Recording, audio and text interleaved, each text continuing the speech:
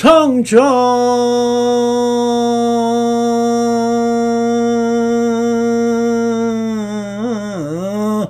성주이면 찾아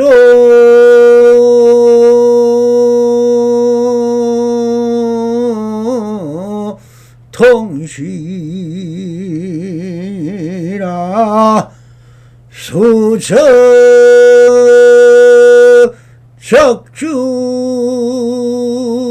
적주하니 입셔가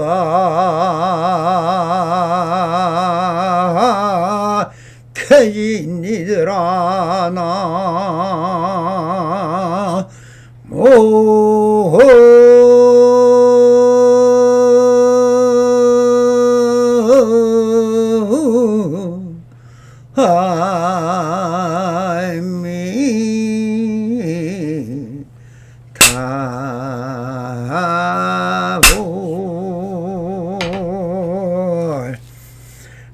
반갑습니다. 시방먹게 편만하신 우리 불보살님들과 오늘도 이렇게 불불상응하옵니다. 평상심이 또입니다. 언제나 안심인명가셔서 본불볼락하옵소서. 바람이. 자, 오늘도 조사선 우문호 상근 상당대기 6-4 어디가 모든 부처님의 해탈처입니까? 하는 주제로 우리 불보살님들과 함께 본문을 따라 보설을 해보도록 하겠습니다. 한 스님이 우문선자에게 물었다. 어디가 모든 부처님의 해탈처입니까? 여기서 한 스님이 물은 것은 무엇입니까? 해탈처를 물었습니다. 해탈이란 벗어남이요 인생 발고가 없는 것이니 다른 말로는 피안, 극락, 도피안, 열반, 선적 등과 같이 같은 뜻이며 그 어떠한 걸림이나 막힘이 없는 적정 열반이라고 해야 할 것입니다. 그러나 좀 더 쉬운 말로 부처님이 해탈경을 한번 보도록 하겠습니다. 안굴 따라 니까야 해탈경 중 속박에서 벗어난 평온함을 성취하는 5가지 방법이 이렇게 기록하고 있습니다.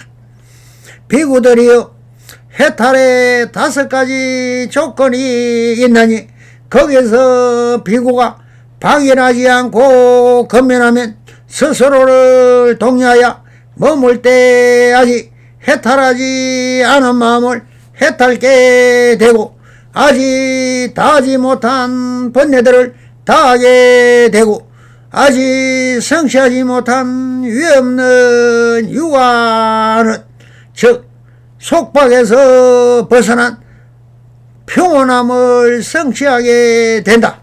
무엇이 5인가? 비구들이여 여기 스승이나 어떤 존경할 만한 동료 수행자가 비구에게 법을 쓰란다. 그때 그 비구는 그 법에 대하여 임의를 체득하고 법을 체득한다. 그가 그 법의 임의를 체득하고 법을 체득할 때 환희가 생긴다. 환희하는 자에게 희열이 생기고 마음으로 희열을 느끼는 자의 몸은 가볍고 편안하며 몸이 가볍고 편안한 자는 행복을 느끼고 행복한 자는 마음이 산매된다. 이것이 해탈의 첫 번째 조건이다. 다시 비구들이여 여기 비구는 둘은 들은 대로 외운 대로 남에게 자세하게 법을 설한다. 그때 그 비구는 그 법에 대하여 임의를 체득하고 법을 체득한다. 그가 그 법의 임의를 체득하고 법을 체득할 때 환희가 생긴다. 환희하는 자에게 희열이 생기고 마음으로 희열을 느끼는 자의 몸은 가볍고 편안하며 몸이 가볍고 편안한 자는 행복을 느끼고 행복한 자는 마음이 산매에 든다. 이것이 두 번째 조건이다. 다시 비구들이여, 여기 비구는 들은 대로 외운 대로 법을 자세하게 암송한다. 그때 그 비구는 그 법에 대하여 임의를 체득하고 법을 체득한다. 그가 그 법의 임의를 체득하고 법을 체득할 때 환희가 생긴다. 환희하는 자에게는 희열이 생기고 마음으로 희열을 느끼는 자의 몸은 가볍고 편안하다. 몸이 가볍고 편안한 자는 행복을 느끼고 행복한 자는 마음이 산매에 든다. 이것이 해탈의 세 번째 조건이다. 다시 비구들이여, 여기 비구는 들은 대로 외운 대로 지속적이고 고찰해보고 마음으로 숙고해본다. 그때 그 비구는 그 법에 대하여 임의를 체득하고 법을 체득한다. 그가 그 법의 임의를 체득하고 법을 체득할 때 환희가 생긴다. 환희하는 자에게는 희열이 생기고 마음이 희열을 느끼는 몸은 가볍고 편안하며 몸이 가볍고 편안한 자는 행복을 느끼고 행복한 자는 마음이 산매에 든다. 이것이 해탈의 네 번째 조건이다. 다시 비구들이여, 여기 비구는 어떠한 한 가지 산매의 표상을 잘 취하고 마음에 잘 새기며 통찰지로 잘 꿰뚫는다. 그때 그 비구는 그 법에 대하여 이미 체득하고 법을 체득한다. 그가 그 법의 임의를 체득하고 법을 체득할 때 희열을 느낀다. 환희지는 자기에게 희열이 생기고 마음으로 희열을 느끼는 자는 몸이 가볍고 편안하고 몸이 가볍고 편안한 자는 행복을 느끼고 행복한 자는 마음이 산매에 든다. 이것이 해탈의 다섯 번째 조건이다라고 적혀 있습니다. 그러므로 해탈처는 바로 안심일명이며 모든 것을 다 벗어난 양면의 상대성 원리에서 벗어난 지금 여기 있는 그대로의 진실여상한 진여의 세계에서 불생불멸의 영생을 얻는 것을 말하고 있는 것이다. 그러나 이것은 다 생각의 지어가며 한 생각 속의 일일 뿐 모든 본래공이요 본래공에서는 생멸 자체가 없는 불생불멸인 적정 열반을 말하고 있을 뿐인 것입니다. 그래서 우문서사는 아주 이렇게 그런 경우나 나의 생각 속에서 일어나는 물복형 같은 해탈체는 없다. 오직 지금 여기서 그대로 하고 있는 그대로가 진실예상한 해탈처이라는 뜻으로 이렇게 답을 하십니다. 부처님 앞에서는 향을 사르고 부처님 뒤에서는 합정을 한다라고 하시오. 언제 어디서나 지금 여기 하고 있는 일거수일투족이 그대로 해탈처이며 극락이며 평상회이며 부처인 것이라는 깊은 항상 일구를 전합니다.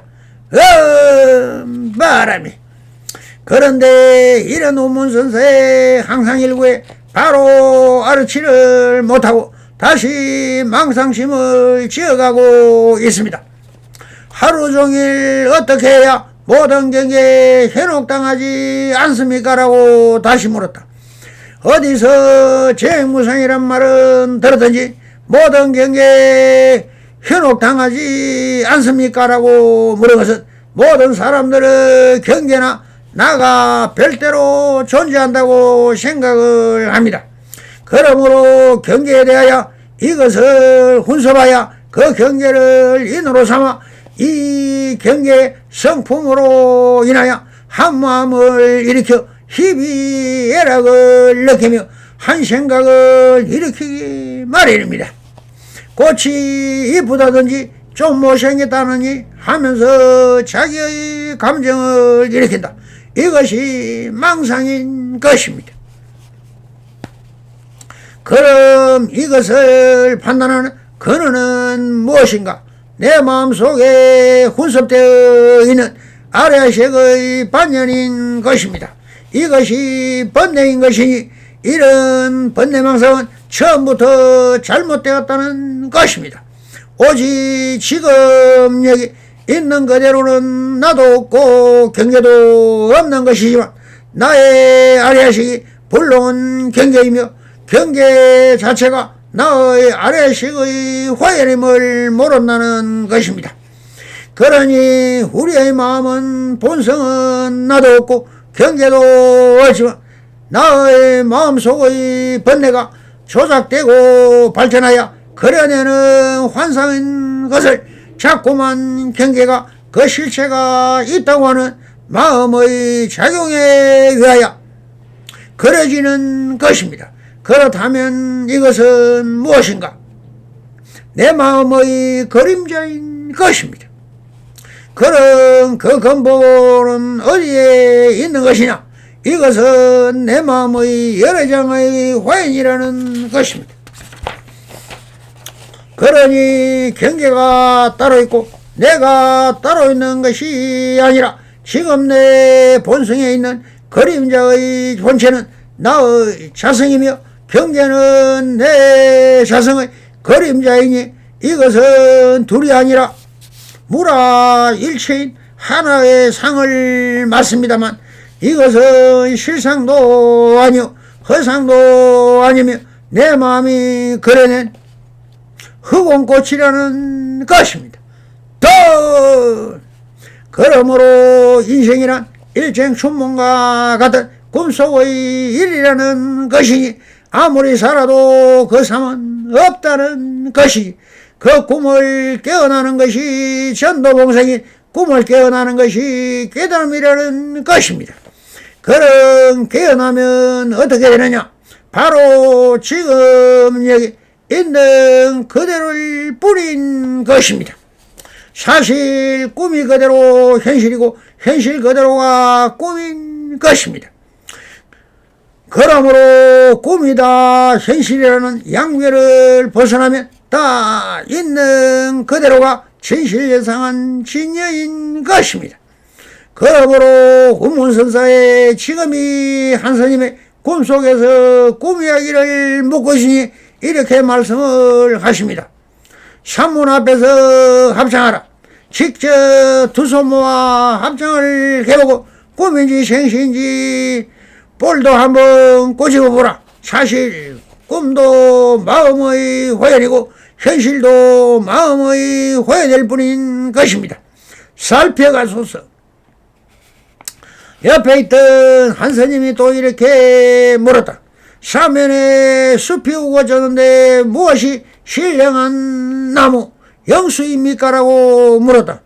이 스님이 물은 것은 사방이다 나무인데 그 많은 나무 중에서 어느 것이 신령한 나무 영수입니까? 라고 물은 것입니다. 이것은 우문선사가 살았던 곳이 영수 선언이었기 때문입니다. 알면서 왜 물었을까요? 그래도 옛 노인의 노락가락 우거진 숲에 호미질 필요가 없다라고 했습니다. 왜 알면서 모를까? 이것은 의심의 소치입니다. 시방의 우거진 숲은 당연히 사보대중일 것이고 그 숲속의 영수는 당연히 원문선사일 것을 삼척동자도 아는 것이다. 이것을 알지만 확신에 차 있지를 못한 불확실한 중심심에서 물어본 것이라고 할 수밖에 없을 것입니다.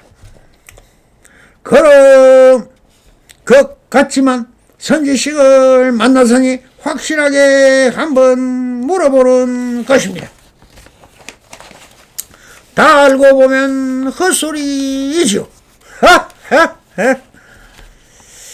그러나 훈문서사는 자기를 자랑할 수 없는 것이니 이렇게 말씀을 하십니다.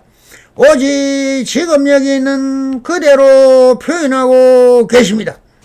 바람이 부니 비가 그쳤다라고 말씀하시는 것은 그 당시에 비가 오락가락 하다가 비가 그치는 것을 보고 비는 구름이 내려온 것이니 바람이 불어 구름만 없으면 찬란한 햇빛이 밝게 빛난다. 즉 너 같은 축생심으로 말하지만 그 불확실한 사람은 다 번뇌 망상의 구름만 마음에서 벗어나면 허공은 언제나 그렇게 찬란하게 그대의 본래 면목이 드러남을 비유하여 항상 일구를 던졌습니다. 그런데 훈문선사의 던진 말이 그 근본 뜻을 알아차리지를 못한 이 스님은 또 이렇게 물고 늘어집니다. 그렇다면 무엇이 신령한 나무의 가지입니까? 라고 묻습니다. 여기서 신령한 나무도 모르면서 왜 나무 가지까지 묻고 있을까요? 참으로 천방지축입니다. 나무는 나무이지 그 나무의 채상용으로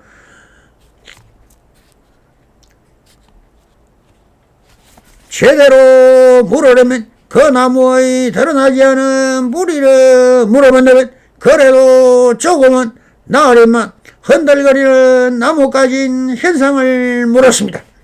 이것은 보멸심인 것입니다.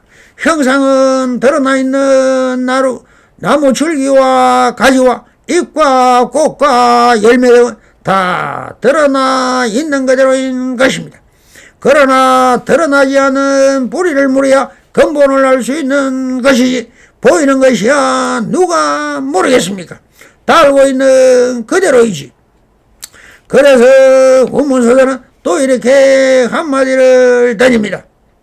분리 끝에 햇빛이 비친다라고 하십니다. 이 말씀은 무엇을 말하고 있는 것입니까? 그대가 물은 것은 드러난 상이다. 상이란 찰나간에도 사라지는 허망한 것이냐. 그 나뭇가지를 물었는데 그것은 차별심이요 분별심이야. 왜 그런 허망한 상을 묻느냐. 그 상이란 분리 끝에 맺힌 이슬같이 햇빛이 비치면 다 소리 없이 사라지는 허망한 것이라는 뜻으로 그대가 보는 상은 아직 햇빛이 화연이지 무슨 풀잎도 이슬도 다 빛이 빚어낸 빛의 화연인 것이지 어디에 그런 가지가 있고 꽃이 있다고 하느냐 하시면서 본래 공에서는 그런 것이 원래부터 없었다. 오직 그대는 빛의 화연으로 빛이 빛의 그림자를 보았을 뿐이라고 하십니다. 살펴가시길 바랍니다. 그때 옆에 있던 한 스님이 있으면 문답에서 무엇인가 조금의 눈치를 채었던지 이렇게 물었습니다. 무엇이 눈에 붙이는 대로 보리라는 것입니까? 라고 물었습니다. 이 스님이 물은 내용은 눈에 부딪히는 대로 보리라 하는 말의 뜻이 무엇입니까? 라고 묻고 있다. 이 말은 어디서 들은 화두 같은 말입니다. 이 말을 논리적으로 해석해 본다면 보이는 것이 전부 죄인 보리라고 하는데 그 말의 뜻을 모르겠습니다라는 것입니다. 그러면은 우리가 본다는 것은 무엇인가를 먼저 알아야 합니다. 눈으로 본다고 합니다. 무엇을 봅니까? 어떻게 볼 수 있느냐 하는 것입니다. 눈으로 본다는 것은 형상인데 이 상은 빛의 화열입니다. 빛의 그림자라고 하는데 왜 그림자인가? 빛은 어떤 게 부딪히면 빛의 경계와 성품을 연치하여 반사된 빛, 그것이 그림자 빛이나 우리의 눈동자에 부딪히는 것입니다.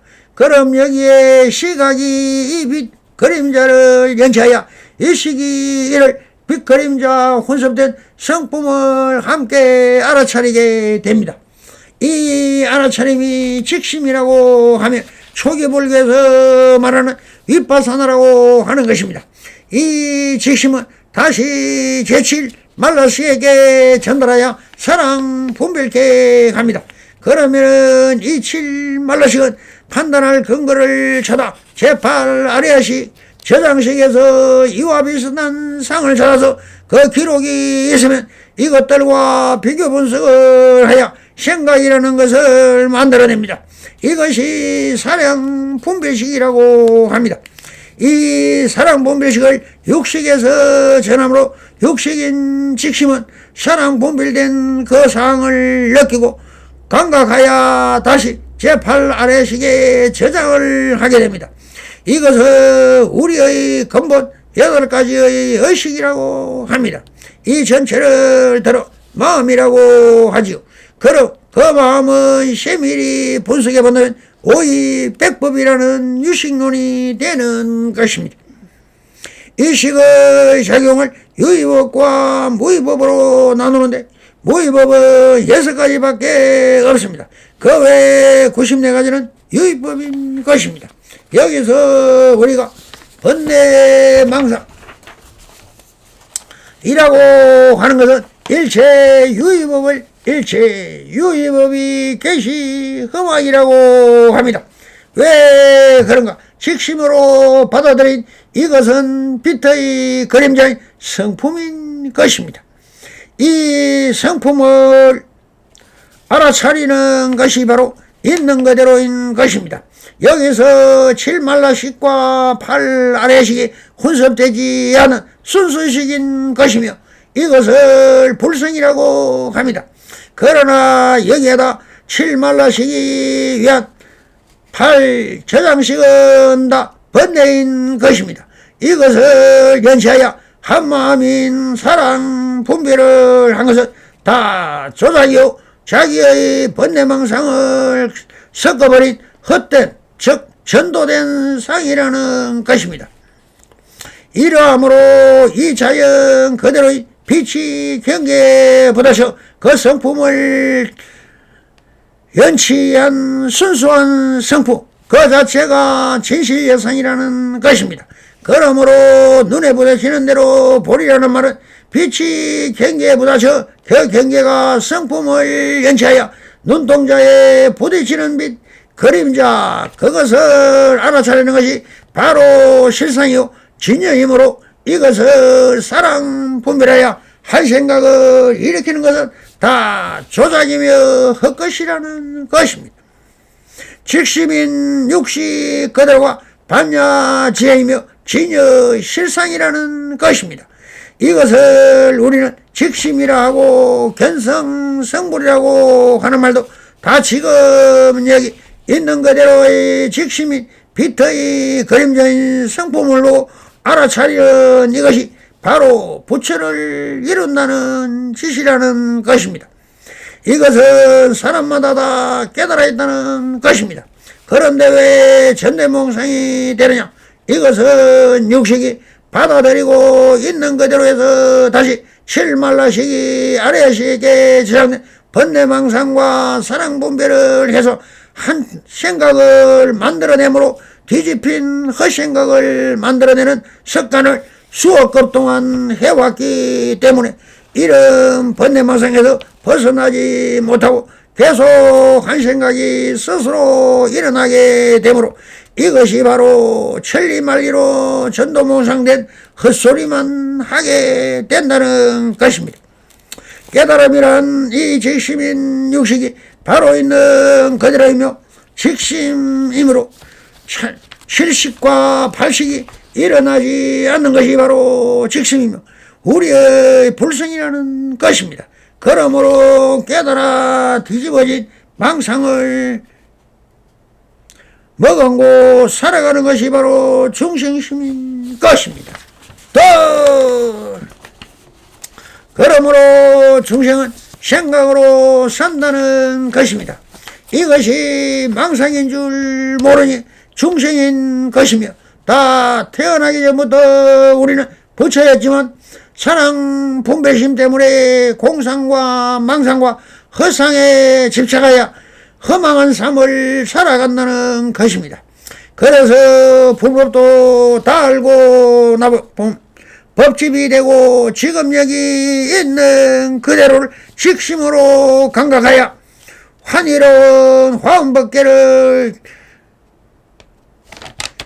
자꾸만 사랑 분별하여 희비 오락을 느낌으로 중생심으로 살아간다는 것입니다. 그래서 이 망상구르기 스님에게 이렇게 말합니다. 그렇게 망상만 부리지 말고 법당함 돌기둥을 끄집어내라라고 소리십니다. 그대가 말하는 것은 저기 있는 그대로를 모르고 엉뚱한 공상 망상 허상만 그리고 있으니 이 앞에 법당 앞 돌기둥을 끄집어내라고 하시면서, 그래 그런 망상꾸리가 할 수 있는 것은 쓸데없는 지신하고 있으라는 말입니다. 망상으로 못하는 것이 있습니까? 다 허망한 짓입니다. 그러나 정신 차리고 살아가라, 이 말이 무엇인가? 잘 공부하며 어정을 길러 깊이 관찰하라고 한 소리 항상 일구를 외칩니다. 그런데 이 스님은 또 이렇게 말을 합니다. 참으로 답답합니다. 그 기둥이 일과 무슨 관계가 있습니까? 라고 따집니다. 기둥은 무엇이며 일은 무엇입니까? 다 그대로 스스로 그려난 망상 속의 일입니다. 어떻게 해야 알아차리겠습니까? 참으로 황당합니다.